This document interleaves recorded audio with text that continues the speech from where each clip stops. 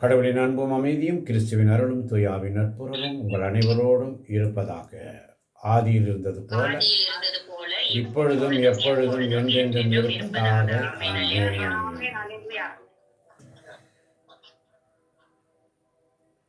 ஓசையா புஸ்தகம் 10ஆம் அதிகாரம் 12ஆம் வசனத்தை வாசிப்பதற்கு முன்பதாக நம்மையே சிரம் தாழ்த்தி ஆண்டவரிடத்திலே ஒப்பு கொடுப்போம். தூய ஆவியே, அன்பின் ஆவியே, துணையாளரே, தேற்றும் தெய்வமே, ஊற்று தண்ணீரே, உள்ளம் ஏங்குதையா, வர வேண்டும் வல்லவரே, நல்லவரே, தூய ஆவியே, அன்பின் ஆவியே, துணையாளரே, தேற்றும் தெய்வமே, ஊற்று தண்ணீரே, உள்ளம் ஏங்குதையா, வர வேண்டும் வல்லவரே, நல்லவரே. ஓசையா 10ஆம் அதிகாரம் 12ஆம் வசனம். நீதியை நீங்கள் விதைத்துக் கொள்ளுங்கள், அன்பின் கனியை அறுவடை செய்யுங்கள், உங்கள் தரிசு நிலத்தை உழுது பண்படுத்துங்கள், ஏனெனில் ஆண்டவர் வந்து நேர்மையை பொழியுமாறு நீங்கள் அவரை தேடும் காலம் நெருங்கி வந்து விட்டது. ஆமென். ஒரு முறை கூட வாசிங்க சகோதரி. நீதியை நீங்கள் விதைத்துக் கொள்ளுங்கள், நீதியை நீங்கள் விதைத்து கொள்ளுங்கள், அன்பின் கனியை அறுவடை செய்யுங்கள், அன்பின் கனியை அறுவடை செய்யுங்கள், உங்கள் தரிசு நிலத்தை உழுது பண்படுத்துங்கள், உங்கள் தரிசு நிலத்தை உழுது பண்படுத்துங்கள், ஏனெனில் ஆண்டவர் வந்து நேர்மையை பொழியுமாறு உங்கள் மேல், ஏனெனில் ஆண்டவர் வந்து உங்கள் மேல் நேர்மையை பொழியுமாறு, உங்கள் மேல் நீங்கள் அவரை தேடும் காலம் நெருங்கி. உங்கள் மேல் என்ற வார்த்தையை அவாய்ட் பண்ணிட்டோம். உங்கள் மேல், எங்களுக்கு இல்லை, வசனம் யாருக்கோ ஏதோ எழுதப்பட்டிருக்கிறது, எங்களுக்கு இல்லை, எனக்கு இல்லை. ஆமாம் பதார்களே, நீதியை விதைத்துக் கொள்ளும்படியாக, அன்பின் கனியை அறுவடை செய்யும்படியாக, தரிசு நிலம் என்று சொன்னால் உழுது போட்டு நிலத்தை பார்க்கிறார். சில நிலங்களில் உள்வாங்கி பயிராக்க தயார் நிலையில் உழுது போட்டு நிலத்தை பார்க்கிறார். விளை நிலங்களும் பயிர்களும் உருவகமாக இங்கே சொல்லப்படுகிறது. அந்த நிலம் பயிர்களை தலை நிமிர செய்வதாக காத்திருக்குது. இப்படிப்பட்ட நிலத்தில் தானே இறைவாக்கு விதைகள் ஊன்றி முளைத்து பயிராக நிமிர்ந்து பலனாக அறுவடைக்கு தயாராக முடியும்.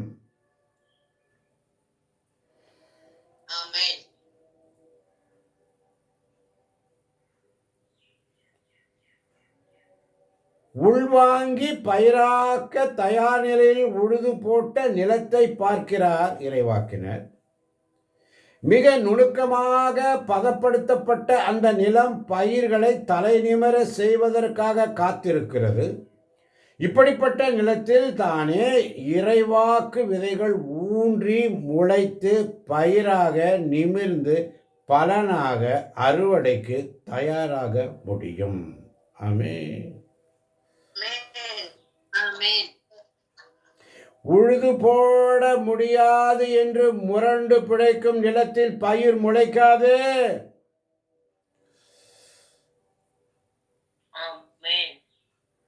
உழுது போட முடியாது என்று முரண்டு பிடிக்கும் நிலத்தில் பயிர் முளைக்காது. அல்லேலூயா. மனமாற முடியாது என்று அடம் பிடிக்கும் மனதில் கடவுளின் வார்த்தையும் நிலைத்து நிற்காது. ஆமென். உழுது போட முடியாது என்று முரண்டு பிடிக்கும் நிலத்தில் பயிர் முளைக்காது. மனமாற முடியாது என்று அடம் பிடிக்கும் மனதில் கடவுளின் வார்த்தையும் நிலைத்து நிற்காது. அல்லேலூயா. கல்லாலான நெஞ்சத்தை உடைத்தால் தானே கடவுளின் வேர்கள் இறங்கி விட முடியும். அல்லேலூயா. முரண்டு பிடிக்கிறோம்.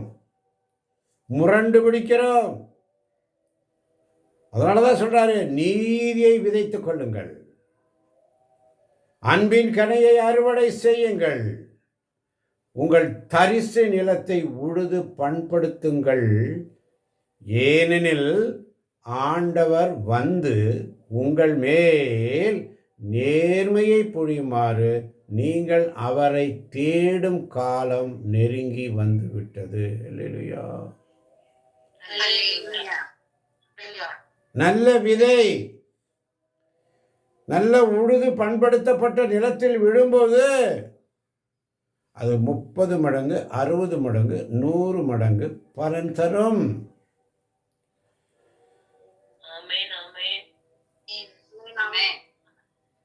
100 மடங்கு பலன் எதிர்பார்க்க முடியும். நல்ல நிலம்.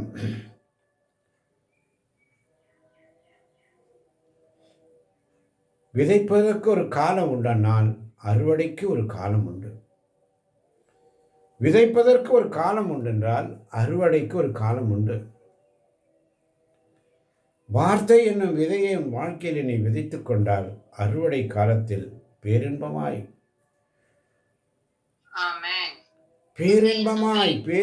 நீ அறுவடை செய்வாய்.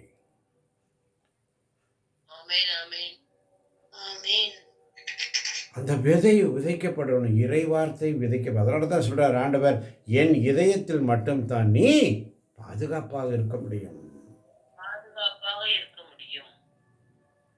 அதனால தான் ஓசையா 11:1 மிக அழகாக சொல்லுகிறது. யாராவது ஒருவர் ஓசையா 11:1 இஸ்ரேல்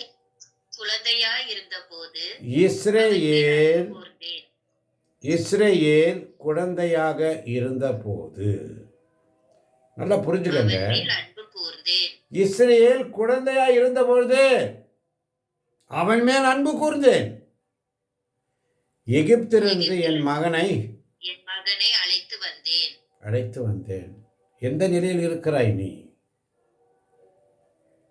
ஆண்டவர் பாருங்க எவ்வளவு அழகா சொல்றார். இஸ்ரேல் குழந்தையா இருந்தபோது அவன் மேல் அன்பு கூர்ந்தேன். குழந்தையா இருக்கும்பொழுது, தாய் வயிற்றில் உருவாகும் முன்பதாகவே.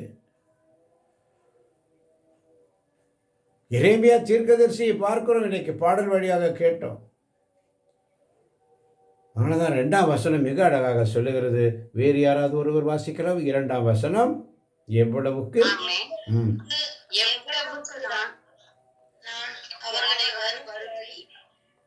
எவ்வளவுக்கு நான் அவர்களை வருந்தி அழைத்தேனோ. யாராவது ஒருவர் வாசிங்க தேவ பிள்ளைகளே.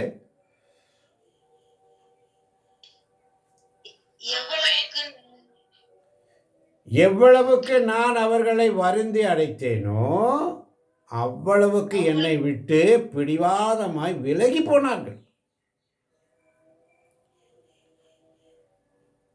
எவ்வளவுக்கு நான் அவர்களை வருந்தி அழைத்தனோ அவ்வளவுக்கு என்னை விட்டு பிடிவாதமாய் விலகி போனார்கள். பாகால்களுக்கு பலியிட்டார்கள், சிலைகளுக்கு தூபம் காட்டினார்கள். பாகாலுக்கு, வேற்று தெய்வங்களுக்கு, தன்னுடைய சொந்த இஷ்டப்படி உலக காரியங்களுக்கு. ஆனால் சொல்றாரு 3 வாசிக்கலாமா? 3 எப்ராஹிமுக்கு யாராவது ஒருவர் ஆமேன் என்று சொல்லி வாசிக்க ஆரம்பிக்கணும். ஆமேன் என்று சொல்லி.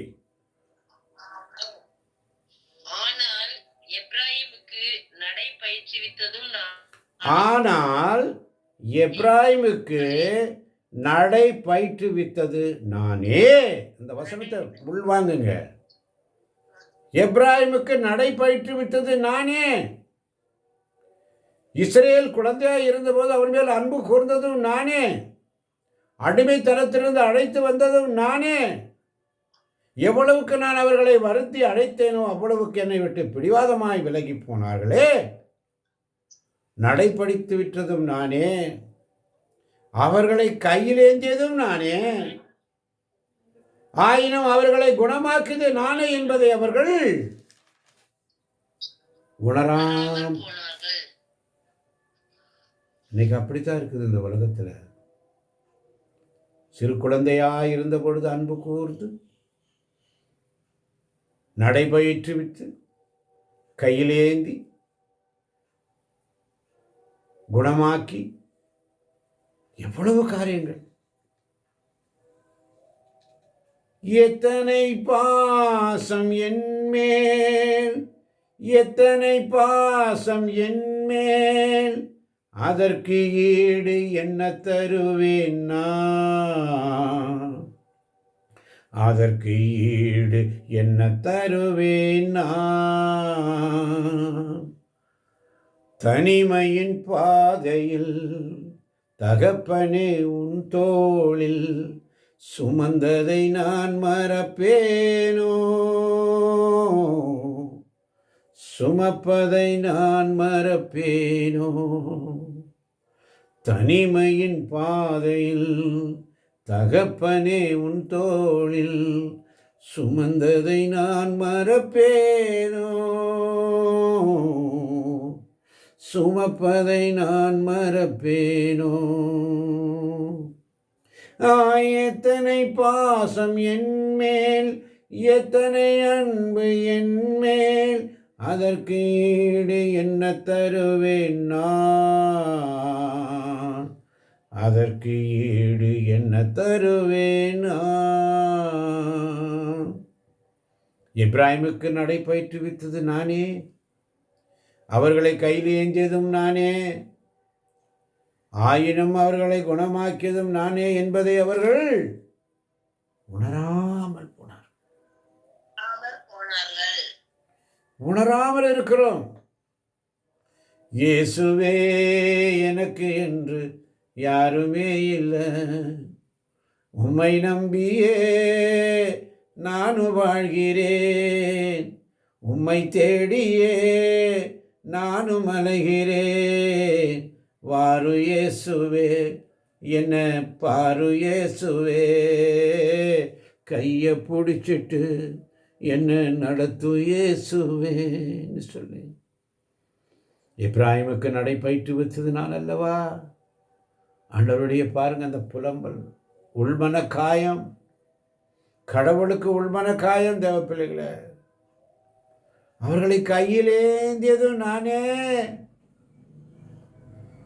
அவர்களை குணமாக்கியதும் நானே என்பதை அவர்கள் உணராமல் போனார்களே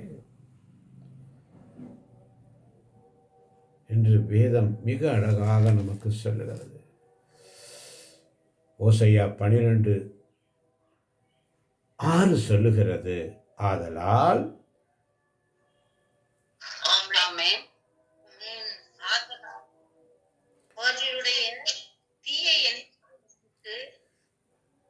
ஓசையா 12:6 இப்படியாக சொல்லுகிறது, ஆதலால் இஸ்ரவேலே உன் கடவுளிடம் திரும்பி வா, இரக்கத்தையும் நீதியையும் கடைபிடி, எப்போதும் உன் கடவுளை நம்பி காத்திரு.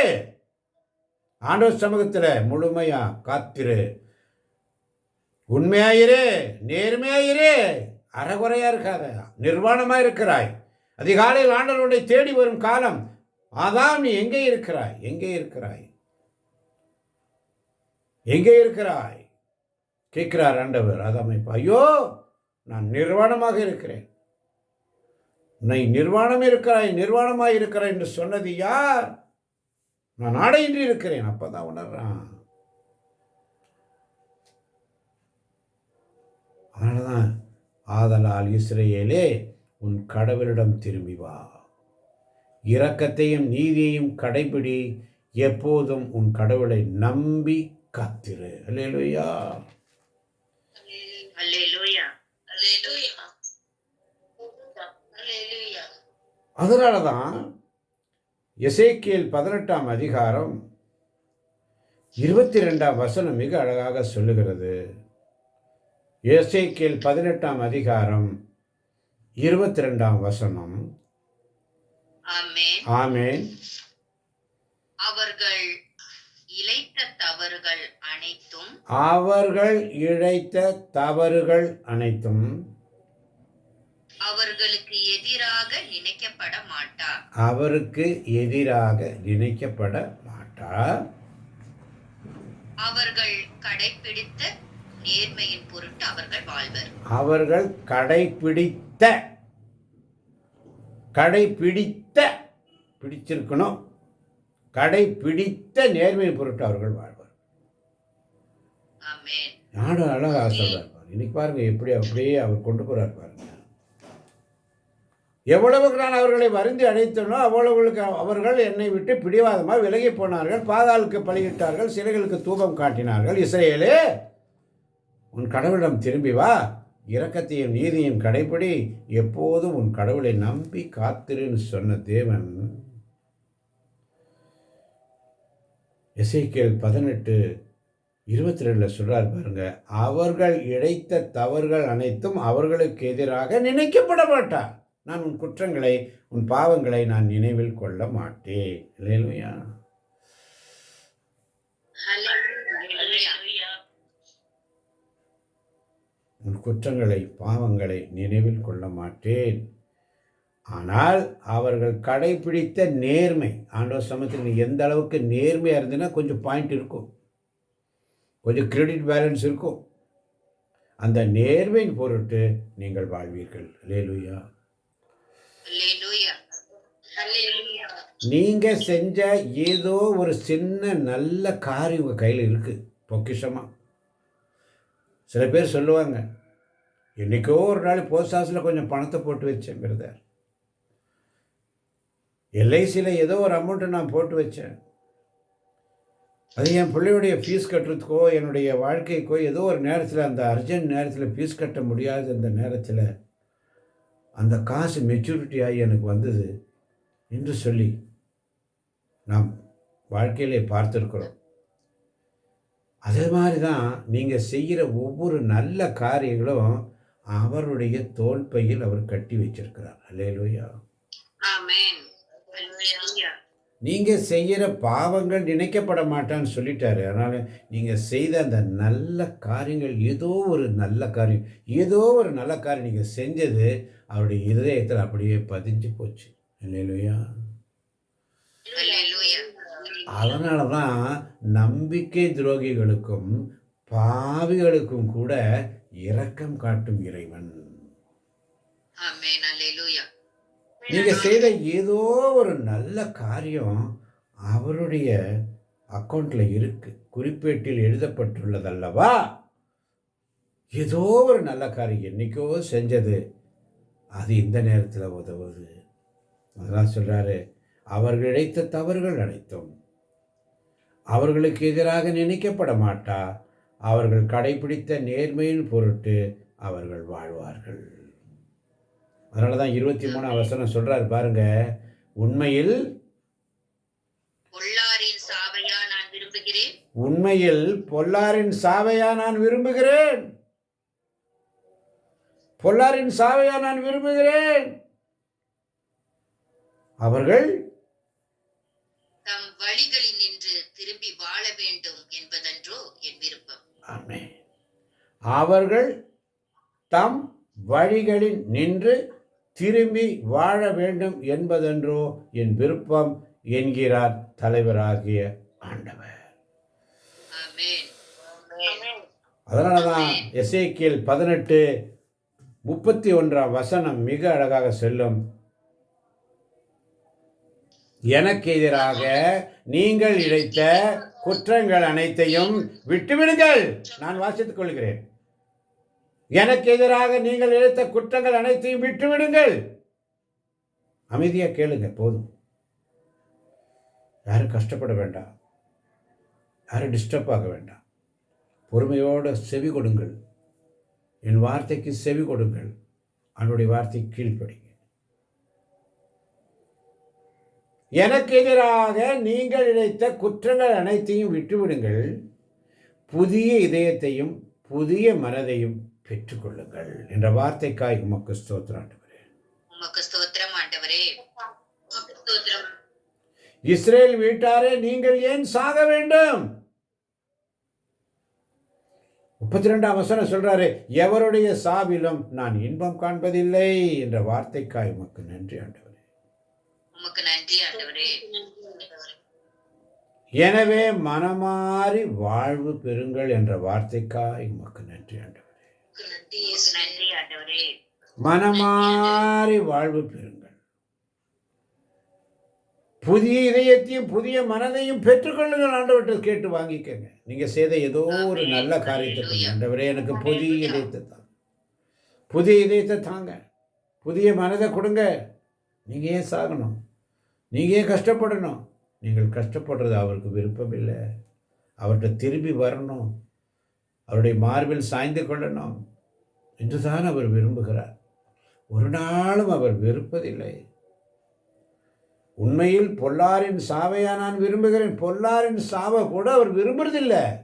மாறாக அவர்கள் தங்கள் வழிகளின்று திரும்பி வாழ வேண்டும் என்பதென்றோ என் விருப்பம். அதனால தான் சொல்றாரு, என் இதயத்தில் மட்டும் தான் நீ பாதுகாப்பாக இருக்க முடியும். அதனால தான் எசேக்கியேல் 18:20 சொல்லுகிறது, பாவம் செய்பவரே சாவு.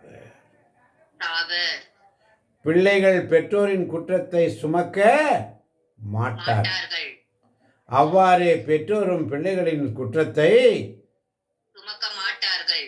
நீதிமானின் நீதி அவன் மீது இருக்கும், பொல்லானின் பொல்லாங்கு அவன் மீது இருக்கும். அவங்கவுங்க சுமையை அவங்கவுங்க தான், அவங்கவுங்க சுமையை அவங்கவுங்க தான் தூக்கிக்கணும். புரிஞ்சுக்கோங்க. அதனால தான் இந்த இறையிறக்கத்தின் செய்தி, என் இதயத்தில் மட்டும் தான் நீ பாதுகாப்பாக இருக்க முடியும் சொல்றாரு பாருங்க. நீ என்னை காணாவிட்டாலும் நான் இங்குதான் இருக்கிறேன், நான் உன்னை காண்கிறேன். இது போதாதா? பற்பல சிறிய விண்ணக செய்திகளால் என் பிரசன்னத்தை நான் உனக்கு நிரூபிக்கவில்லையா? இன்னைக்கு இறை வார்த்தை ஓசையா எசேக்கியேல் 18 வழியாக, ஓசையா 10ஆம் அதிகாரத்தின் வழியாக, 12ஆம் அதிகாரத்தின் வழியாக என் குரல் ஒரு அழகான பாடல் போன்று இல்லையா? உனது அழைப்பிற்காக நான் காத்திருக்கிறேன் என்பதை நீ கவனிக்கவில்லையா? என்ன அழகா ஆண்டவர் கொண்டு போறாரு பாருங்க. ஆண்டவரே நன்றி, ஆண்டவரே நன்றி, ஆண்டவரே. எப்படி நான் உன் அன்பான பார்வைக்காக காத்திருப்பது போல, மணவாளன் மணவாட்டிக்கு காத்திருப்பது போல, காதலன் காதலிக்காக காத்திருப்பது போல, என் சிறு குழந்தையே, ஒரு தகப்பன் தன் சிறு குழந்தையை பார்த்து போல, தாய்மடியில் தவழுகின்ற குழந்தையை போல, தகப்பனே உன் மடியில் சாய்ந்து விட்டேன் நான், கவலை இல்லையே கலக்கமில்லையே, கர்த்தர் கரம் பிடித்து கொண்டேன், நான் கர்த்தர் கரம் பிடித்து கொண்டேன், எதை குறித்தும் கவலை இல்லையே, எதை குறித்தும் கவலை இல்லையே. என் இயேசு என் கூட இருக்கிறார், எனக்கு எதுக்கும் கவலை இல்லைப்பா. இந்த காலை பொழுதிலே நீர் எங்களோடு பேசினீர் ஆண்டவர். உங்களுடைய ஒவ்வொரு கேள்விகளும் சமடி போல சோத்திர பள்ளியில் சொன்னாங்க. அழகா இருந்தது அந்த சோத்திர பள்ளிகள். இறை வார்த்தை ஆற்றல் வாய்ந்தது, உயிருள்ளது. இறை வார்த்தை சமட்டியை போன்றது, என் பாதைக்கு விளக்கு, என் வாழ்வுக்கு ஒளி. அழகான அந்த வசனங்களை அப்படியே அந்த சோத்திர பள்ளிகள் மீண்டும் வாசிங்க சகோதரி. அல்லேலூயா.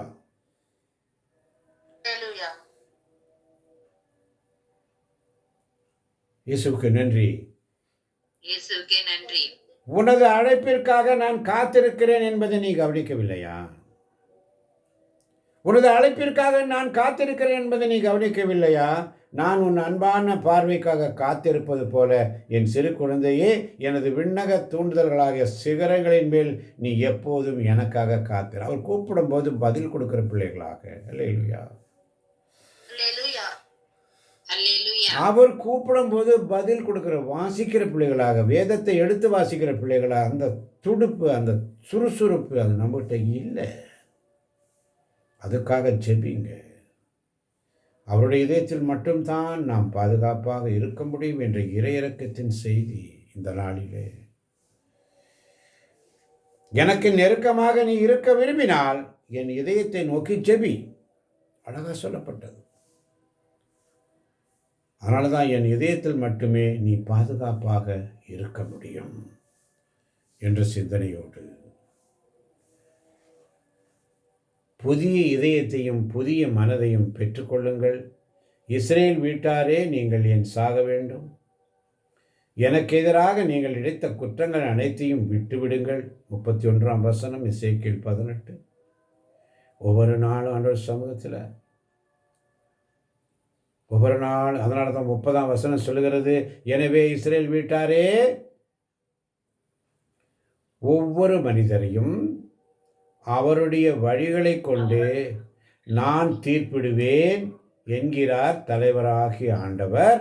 மனமாறி உங்கள் குற்றங்கள் அனைத்தையும் விட்டு விலகுங்கள், அப்போது தீமை உங்கள் வீழ்ச்சிக்கு காரணமாயிராது. இதுதான் இன்னைக்கு ஆண்டவர் சொல்கின்ற இறையிறக்கத்தின் செய்தி.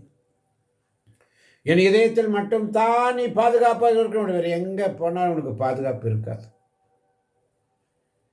30ஆம் வசனம், எசேக்கியேல் 18:30 அழகாக சொல்றது, எனவே இஸ்ரேல் வீட்டாரே, ஒவ்வொரு மனிதரையும் அவருடைய வழிகளை கொண்டே நான் தீர்ப்பிடுவேன் என்கிறார் தலைவராகிய ஆண்டவர். மனமாறி உங்கள் குற்றங்கள் அனைத்தையும் விட்டு விலகுங்கள், அப்போது தீமை உங்கள் வீழ்ச்சிக்கு காரணமாயிராது.